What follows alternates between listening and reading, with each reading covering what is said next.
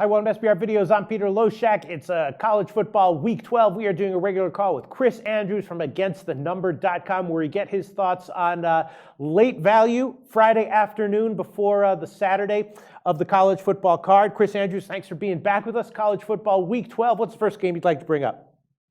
Well, first game I think could be the biggest game of the day, Ohio State and Michigan State.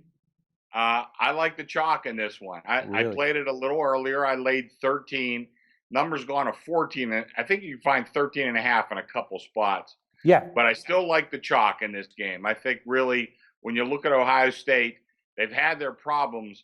But, Peter, essentially they've had like a 10-game preseason, all working up to these last couple of Yeah. games. So they've had plenty of time to work out their problems. I think people overlook how good their defense has been. Defense has been great all season. And I think right now they've had a few problems at quarterback, really, to put it mildly. But I think when you look at everything that's in front of them in this game, I think they have it all together. I would say the exact opposite for Michigan State. They've been very disappointing throughout the course of the year. Connor Cook a little bit hurt at quarterback, although I'm pretty sure he'll play. But their defense has been very disappointing. Offense has been okay, not great. But they have struggled throughout the course of the season. And I think at this point, there's no question Ohio State is a much, much better team. I think the squares are on Michigan They State in are. this Yep. one. And really the smart money's on the chalk. Yeah, we talked to Brent from BetDSI earlier this week. He told us the public is actually favoring Michigan State. The other thing that's interesting about this game to me is that in general, Ohio State hasn't been a good bet against spread this year, but all their ATS losing has come when they've had inflated spreads, over 20 points. And actually, they've had only 3 games this year in this range, around minus 13, minus 14, and they covered all 3 of those spreads. So those 2 factors combined, and throwing in possible injury to Michigan State quarterback, makes me think you might be really onto something here. Chris Andrews, what's the second game you'd like to bring up with us? I'm going to play Iowa State against Kansas State. First, Kansas State, a lot of people think it's Bill Snyder's last year. I kind of think it is too, although he's made no announcement. So the following week, they go to Kansas. And I know as bad as Kansas is, it's still a big game for Kansas State. They want to beat their in-state rival. Then the following week, they finish their season at home against West Virginia. I think right now this is a game that maybe does not have their total focus. So that's the one point I want to make about K-State. The other one is right now Iowa State's actually playing better football. If you look back, I think the last 6 games, K-State's given up like 47 points a game. So that defense that used to be very feared has not played very well. Iowa State has played much better lately. We go back about a month to the TCU game.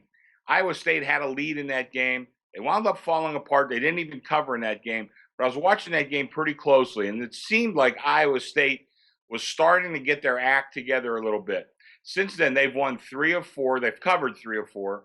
The only loss was after the Texas game, which they played superbly, shut out Texas. They went into Oklahoma the next week. Really, they ran into a buzzsaw and didn't cover. But other than that, they've played exceptionally well. Landing at quarterback has really, I think, made a big difference. Other than that Oklahoma game, they've averaged over 200 yards a week on the ground. And I think right now, like I said, Iowa State playing better football. I took 6 earlier. I think you take 5 now. I honestly don't think it's going to matter. I think Iowa State beats them outright. All right. Well, right now, 5, 5.5, and 6 are all market-wide numbers, but the sharper books, 2 of the books that I really respect, Heritage and the Greek, are both hanging 5. So they appear to be leaning in your direction as well, Chris Andrews. Interesting analysis there. What's your third game you'd like to bring up? Well, one more that I'm looking at a big emotional lift is Virginia Tech. It's the last home game for Frank Beamer. I think Beamer's a coach that really is going out the right way. And it's a shame Joe Paterno and Bobby Bowden and Eddie Robinson aren't around to see this, because they probably could have taken some lessons from Beamer. But I think Beamer is the kind of coach that the players loved him. And make no mistake about it, Virginia Tech has been very up and down. They've been very inconsistent. But inconsistent a lot of times is just another word for bad. Not in this case. They've been good on a couple of occasions. And I think they have some decent talent. Probably not as good as North Carolina.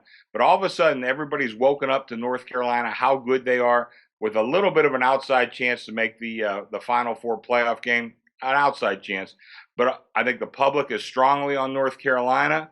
I think a lot of the wise guys are on Virginia Tech. Again, I think Virginia Tech, the right side.